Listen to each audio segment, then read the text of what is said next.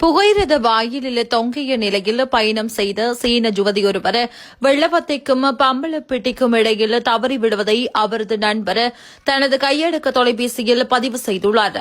இந்த சம்பவம் நேற்று முன்தினம் பிற்பகல் இடம்பெற்றுள்ளது. நண்பர் தனது கைபேசியில் படம் எடுத்துக் கொண்டிருக்கும் போதே இந்த விபத்து இடம்பெற்றுள்ளது.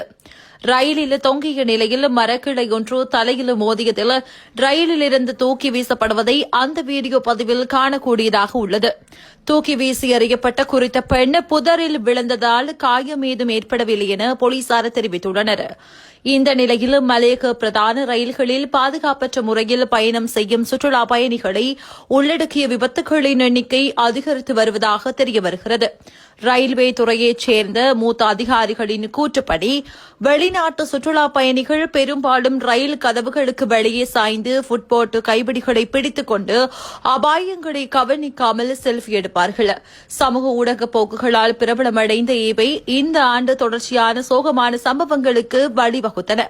சமீபத்திய வழக்கில் ஓஹியா மற்றும் இடல் ஹசினாவுக்கு அருகில் செல்ஃபி எடுக்க முயன்றபோது ஒரு ஈரானிய பெண் தலையில் பலத்த காயமடைந்தார்.